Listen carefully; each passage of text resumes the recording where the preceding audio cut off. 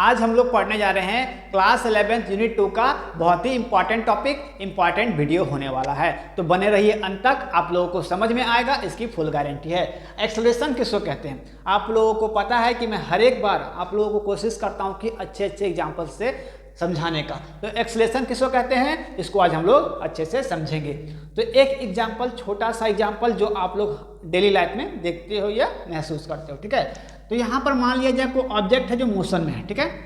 यहाँ से ये इस डायरेक्शन में ट्रैवल कर रहा है, तो यहाँ से इसका डिस्टेंस है 1 मीटर, यहाँ से इसका है 2 मीटर, यहाँ 3 मीटर, यानी यहाँ पर 4 मीटर, ठीक है। यहाँ पर मान लिया जाए कोई कार है, ऑब्जेक्ट में हम लोग मान लिए कि कोई भी कार है या कोई साइकिल जो ट्रैवल कर रहा है, ठीक है। तो यहाँ से यहाँ तक जाने में इसको कुछ तो समय लगेगा, ठीक है।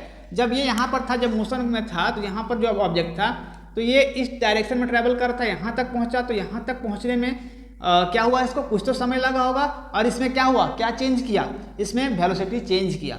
जब ये यहाँ पर था, इसके कुछ समय के बाद यहाँ पर पहुँचा, तो इसमें क्या हुआ, इसके वेलोसिटी में, इसके वेग में परिवर्तन हुआ। तो एक्सप्रेशन इसका क्या बोल सकते हैं, change in velocity per unit time. Time के साथ उसके वेग में, उसके वेलोसिटी में चेंज आएगा। एक्सेलरेशन का डिफिनेशन ही होता है आपका, एक्सेलरेशन इक्वल टू क्या होता है, change in velocity per unit time. समय के साथ क्या होगा, उसके वेग में परिवर्तन होगा। कोई व्यक्ति यहाँ पर कार चला रहा था, कार वो मोशन में था, कुछ समय के बाद 1 मीटर ट्रैवल किया या फिर 1 किलोमीटर ट्रैवल किया, फिर 2 किलोमीटर, 3, 4, 5 इस तरह से ट्रैवल किया, तो उससे क्या हुआ, उसके वेलोसिटी, उसके वेग में परिवर्तन हुआ। उसमें परिवर्तन होने के साथ साथ उसमें क्या लगा, कुछ टाइम इंटरवल लगा, कुछ तो समय लगा होगा यहाँ से यहाँ जाने में। तो क्या होता है आपका, समय के साथ उसके वेलोसिटी में चेंज आएगा। Change in velocity per unit time, time के साथ उससे क्या होगा, वेलोसिटी में चेंज आएगा, उसको बोलेंगे हम लोग एक्सेलरेशन, ठीक है। एक्सेलरेशन आप लोग का डिफिनेशन क्लियर हो गया होगा। अब हम लोग इसको डिफिनेशन के थ्रू में लिखेंगे, एक प्रोसेस जो आप लोग एग्जाम में लिख करके आओगे तो वहाँ पर आप लोगों का मार्क्स नहीं कटेगा, ठीक है। चलिए, तो इसका डिफिनेशन कॉपी और पेन निकाल लेना है आप लोगों को, और इसका डिफिनेशन भी आप लोगों को साथ साथ लिखते चलना है, ठीक है। चलिए, acceleration, acceleration of an object in motion is defined as the ratio, अभी लिखते चलिए, बाद में आप लोगों को मैं अच्छे समझाने का कोशिश करूंगा। the ratio of change in velocity and the corresponding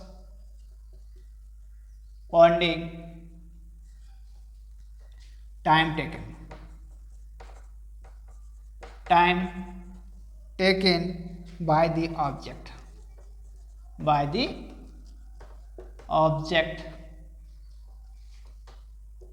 full stop। that is, हम लोग लिख सकते हैं acceleration equal to change in velocity by time taken,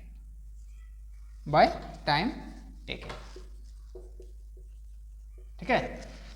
तो यहां पर सिंपल सा एग्जांपल आप लोगों को दिया हुआ है, सिंपल सा डिफिनेशन आप लोगों को दिया हुआ है कि एक्सेलरेशन होता क्या है। Acceleration of an object in motion is defined as, जो ऑब्जेक्ट मोशन में हो उसका एक्सेलरेशन हम लोग कैसे डिफाइन करेंगे। जो देखिए यहाँ पर हम लोग को इंग्लिश का, देखिए जो बच्चे जैक बोर्ड से होते हैं, जो हिंदी मीडियम से पढ़ के डायरेक्ट इंग्लिश मीडियम में आते हैं, उनको थोड़ा सा दिक्कत होगा, वो उसको समझने में, उसको तोड़ने में, हिंदी में तोड़ने में थोड़ा सा दिक्कत होता है। लेकिन कोई बात नहीं, मैं ऐसा समझाऊंगा कि आप लोगों को भी समझ में आ जाए। देखिए, ऑब्जेक्ट इन मोशन, जो ऑब्जेक्ट क्या है, मोशन में है, उसका हम लोग एक्सेलरेशन को कैसे डिफाइन करेंगे, उसके एक्सेलरेशन को हम लोग कैसे डिफाइन करेंगे। The ratio of change in velocity, तो किसका किसका रेशियो होगा, रेशियो मतलब क्या होता है, अनुपात। अनुपात ये क्या है, अनुपात रेशियो इसको बोलते हैं। तो किसका किसका रेशियो होगा, change in velocity, change in velocity and corresponding time taken, उसमें कितना समय लग रहा है बाय द ऑब्जेक्ट।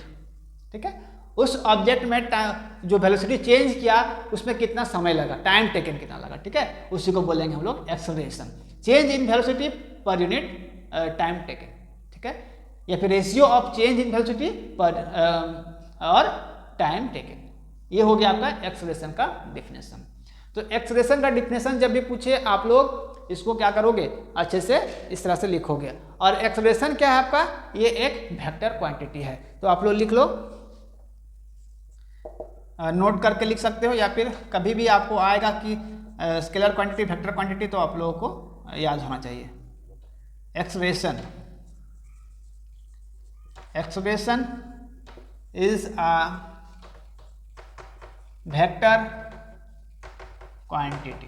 ठीक है, एक्सेलरेशन क्या है आपका, वेक्टर क्वांटिटी है, ये आप लोगों को याद रखना है। कभी भी दे देगा कि एक्सेलरेशन क्या है, स्केलर क्वांटिटी है या वेक्टर क्वांटिटी, तो आप लोगों को याद रखना है कि एक्सेलरेशन जो है आपका वह वेक्टर क्वांटिटी है। ये हमेशा वेक्टर, क्योंकि वेक्टर क्वांटिटी में क्या होता है कि मैग्नीट्यूड के साथ साथ उसका डायरेक्शन भी होता है। मैग्नीट्यूड के साथ साथ ये डायरेक्शन को बतला रहा है, चेंज इन वेलोसिटी।